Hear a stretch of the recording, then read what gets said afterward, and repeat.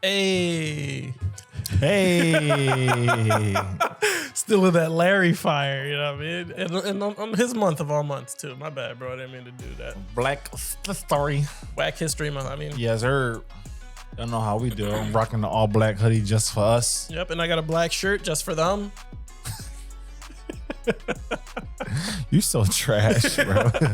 Well, wait till one of these days I show up in a fucking shiesty mask just to rap. You know what I mean? You gonna look like Mrs. Puff from like SpongeBob. A costume party. Black History Month for me is like Halloween all month long. Oh wow, that's crazy. Is it the R word if you wear like a James Brown costume and then put like black face paint on?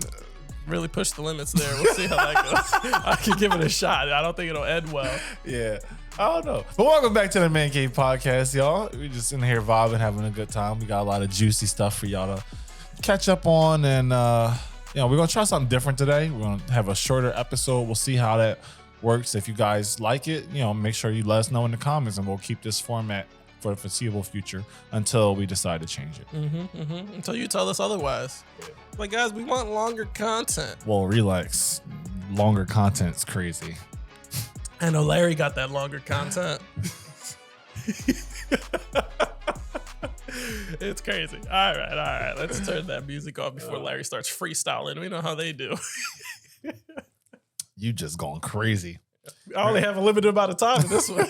Remember the Darth Vader clip? Yeah. That joint went viral. That's a good one.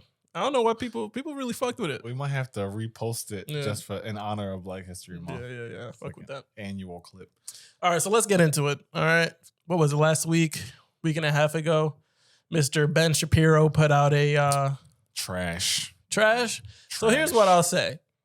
Some of the bars he said were actually pretty fire. Like what? The dude was his name. I don't know. Mr. McDonald. Old McDonald. Mr. McDonald. His bars was kind of whack. And I was like, definitely motivated, by something. He was trying to be like a little racist.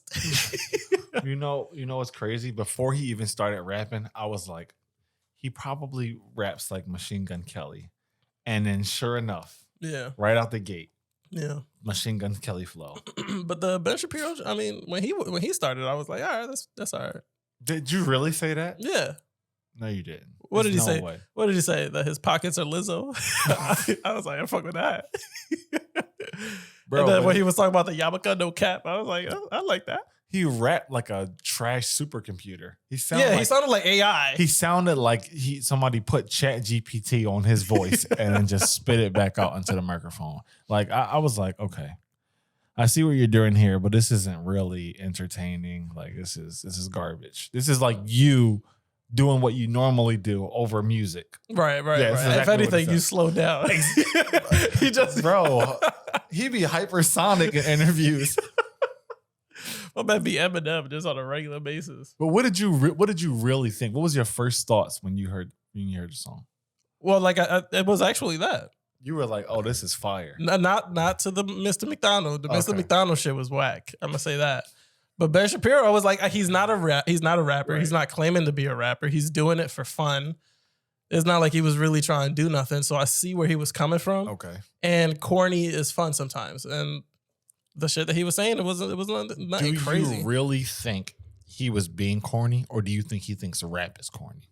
So you think he rapped to make fun of rap? Oh, 100%. And not to be funny and rap? 100%. Okay. 100%. I didn't get that. 100%. I think that's what it is. I think he thinks so little of rap as a genre. Actually, like anybody can do it, like I'm going to do it now. Actually, not even think. I know for a fact, and I'll show you later why I'm saying that, because like he's so pompous. Like I don't even know if that's the right word. Maybe I should stick to my limited diction here because I don't want him putting out some kind of vernacular homicide on my life. Like, bro, like I don't know why he chose to use the one genre of music that black people claim to talk about black people. That was my whole thing. Like that. It wasn't just like it was satire. It was almost like disrespectful in a sense. But though black people claim it, it's the most universally listened genre of any fucking genre of music. Probably second to pop. and it's a very close second. Yeah. So like 100%. He's not gonna sing. I would hope not. That might be his next move. Team up with Tay-Tay. I mean, he put some auto-tune on shit. Taylor Swift. I didn't know she used auto-tune on her music. Did she? Yeah. I didn't know that either. It's kind of heartbreaking. No. My whole world is shattered. I mean, he fucked the country up. He get on a song with Taylor Swift. I could say that right now. People be real confused. Bruh. But yeah, not like I wanna pull the lyrics up from the song because I'm reading it and I'm just like, what the fuck is happening on this song? They're all over the place. Old McDonald's, there's only 2 genders, boys and girls. You can't cancel my message because I'm the biggest independent rapper in the whole freaking world. I highly doubt that that's true. Yeah, and that's not a good bar. It's this. I gotta know. I gotta have your honest opinion. What is it with people going out of their way to talk about like gay, like? Has somebody done something to this man? Did they try to cancel him or something? I don't know anything about Mr. McDonald. I didn't know who he was until this. It's like literally the first thing he talks about in his verse is there's only 2 genders. I mean, that's what's on your mind. I think my man wakes up thinking there's only 2. Fucking in a cold sweat. Right. Somebody put a dress on him in a dream. But I think it's just the most reactionary thing to say now. You know what I mean? Like it's the quickest thing to get a reaction. You know what I mean? Like most people, I forget. Do you know who Aiden Ross is? I know of him, but I don't really. One of his most popular fucking questions that he'll run into somebody and ask is, how many genders are there? Because it's like, it's the question that's going to get you canceled. So kind of like what is a woman? Kind of thing. Okay. So it's like, it's the thing that's the most controversial for some reason. So let's start off with that. If that's what the fucking, to set the tone of whatever. I guess if you're trying to get clicks, you just go for the thing that's like hyper polarized. Yeah. Okay. I mean, that makes sense. And then like Ben's, actually, let me stick with Mr. McDonald. Referencing Mr. McDonald is hilarious. Because he says, but you ain't pro gun, no one to protect it. Where the American flags at? Bro, literally you can Google in this country, half of Americans have an American flag in their house.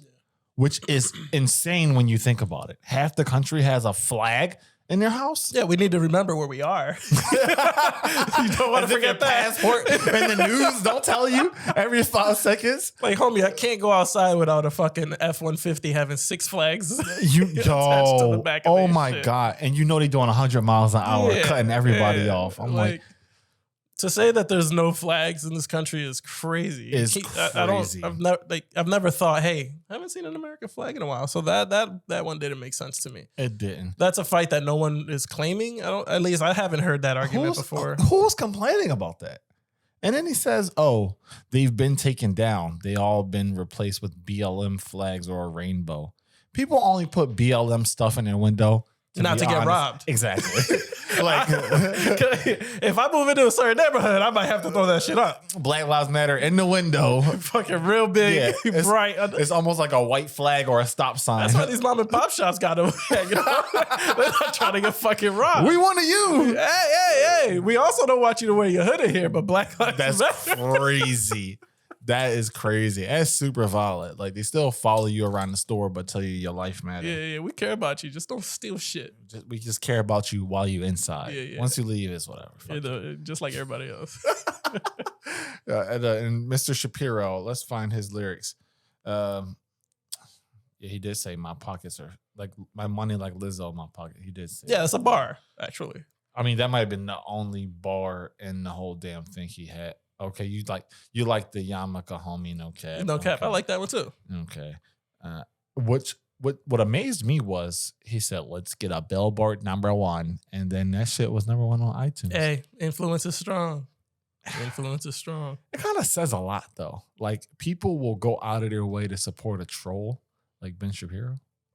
Now, is he a troll? Oh, this is troll music, 100%. Okay, but like people aren't supporting it as a troll. They're supporting it because they like it. You think that's how they feel? You think there's a great portion of people that support him because they resonate with him. Big following. Yeah. So when he's out here spitting that, they're like, yep.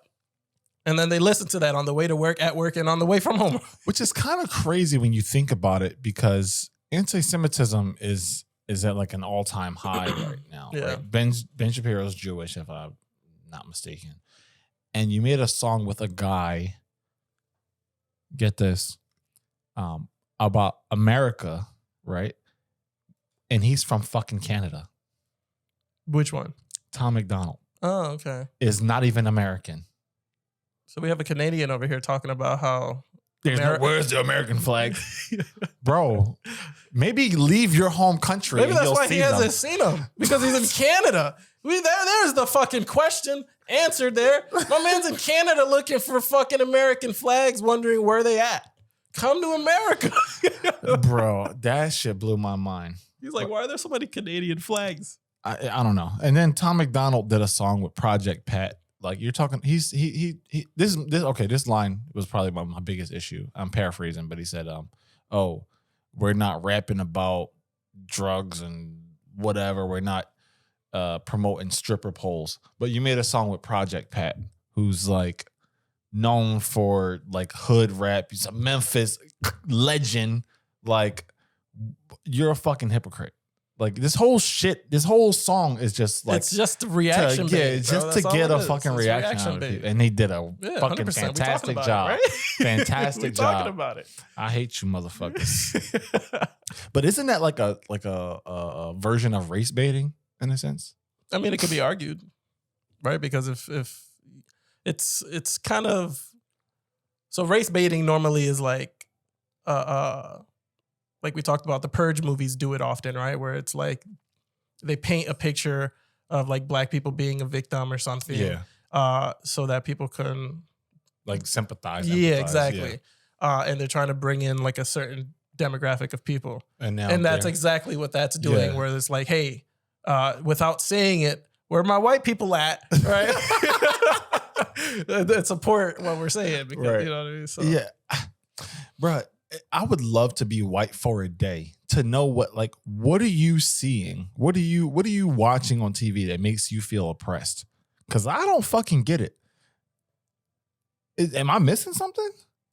I don't know. I mean, I've never really tried to see it through white eyes. Maybe I'll give that a shot sometime. Yeah. I don't know.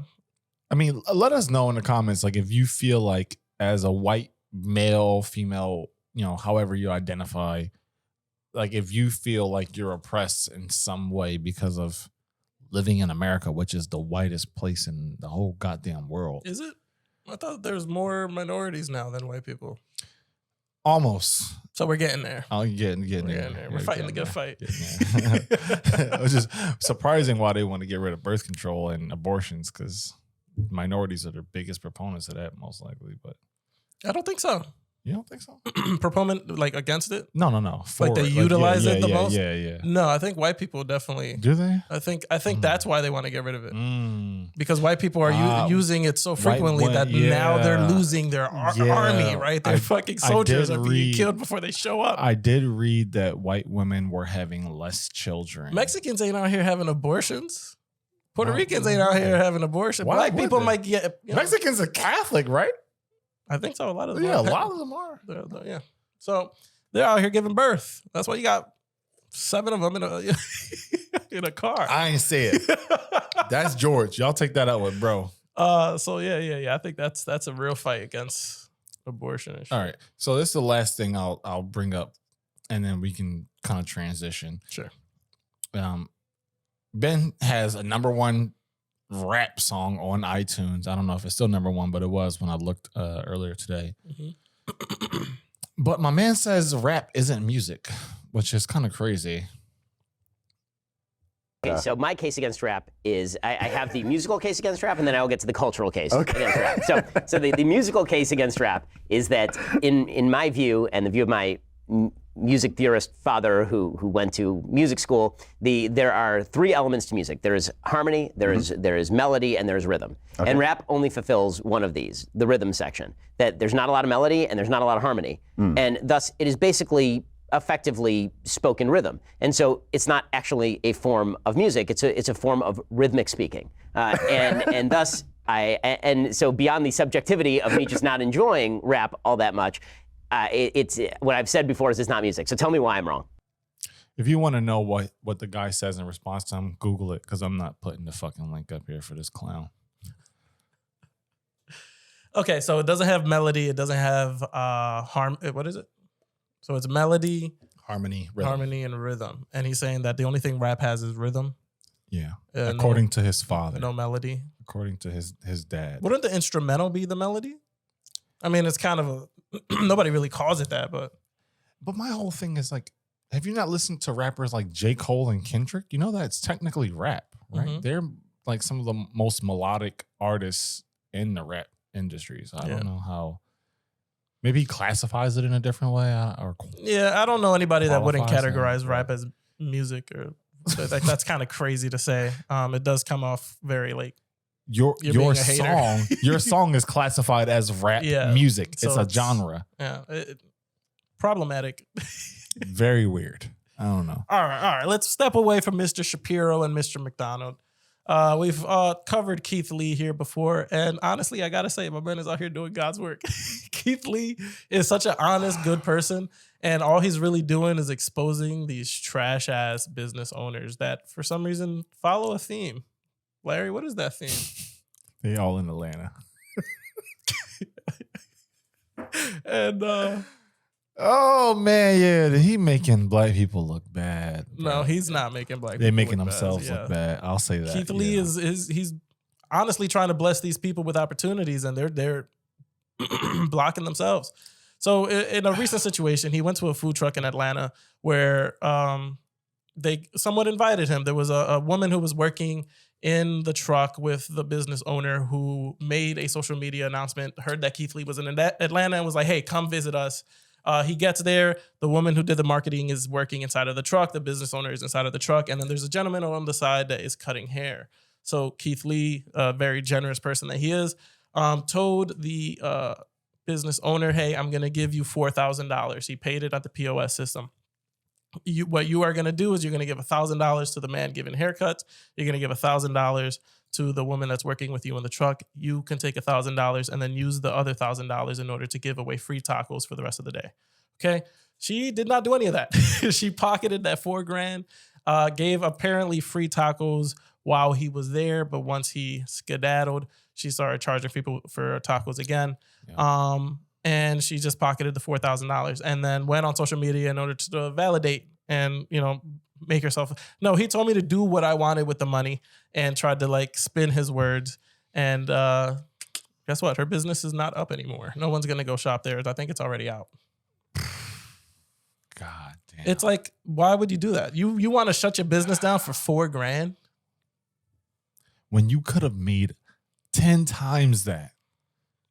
The Keith Lee effect, that's not something people just made up. That's a real thing. That's a very real thing. Businesses thrive when that man leaves you a positive review. Not only did you just fumble that completely, you made yourself look like a greedy, selfish bastard. That no one is going to want to support. Why would anybody want to support you after that? You stole money out of people's pockets. People won't even work with you. Fuck, let alone support you. Nobody's even going to business with you at that point. Mm-hmm. Like, would you deal with somebody who took...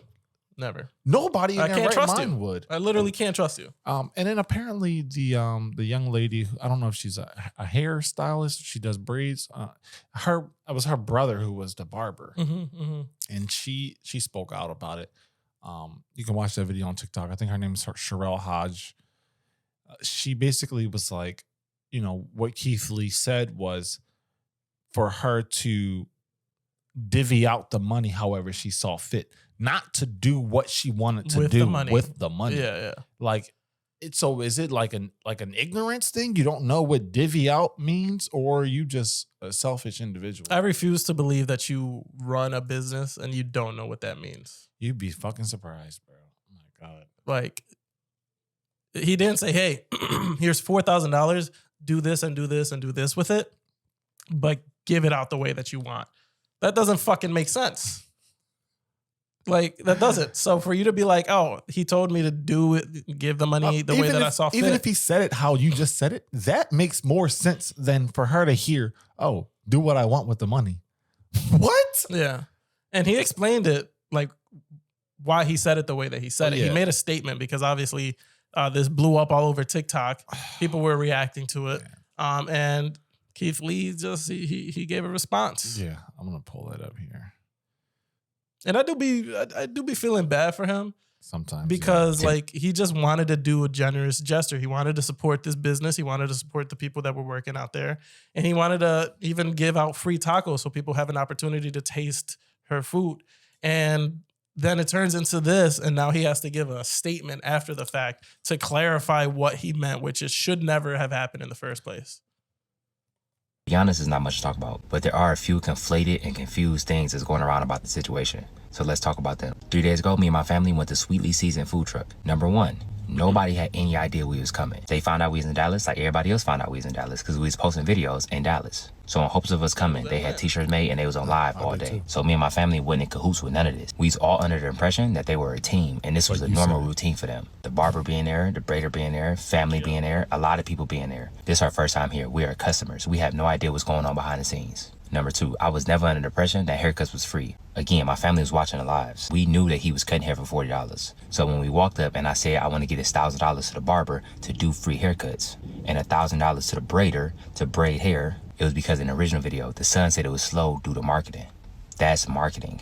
God willingly, after we post the video, there will be a line out the door. If there's a line out the door and there's a barber and a braider doing hair while people are waiting, that's marketing. So again, it's in the hood. You play some music, you cutting hair, you braiding hair, y'all all sitting out, y'all having fun. It's a parking lot barbecue. So again, we don't know the behind the scenes if they knew each other, if they didn't know each other. And the reason why I didn't pay everybody individually, the interaction that you see looked longer than what it was. It was really only like a 5-minute interaction. Within that 5 minutes, 30 to 40 people pulled up. They was pulling up in droves. That parking lot was getting deep fast. And for me and my family's safety in general, I don't never carry cash around. And 9 times out of 10, if we tip, we always do it through the POS system. And even if we wanted to do it a different way, Zelle and Apple Pay wasn't an option because it was 4 or 5 people at the same time on live. So for safety reasons, they wouldn't be able to say their phone numbers or their personal information out loud. And as far as them taking my phone and putting their number in on Zelle themselves, I wouldn't hand my personal phone to nobody. So the POS system was the option that made the most sense. I've learned through this journey that sometimes it's deeper than the food, it's deeper than the marketing, it's deeper than the customer service. And this is one of those cases in my opinion.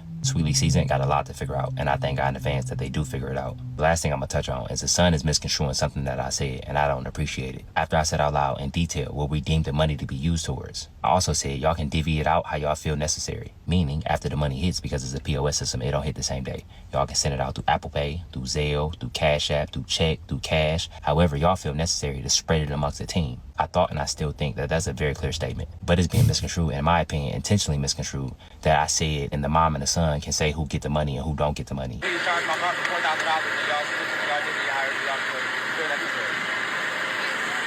So Keith Lee did tell her to distribute the money how she felt necessary.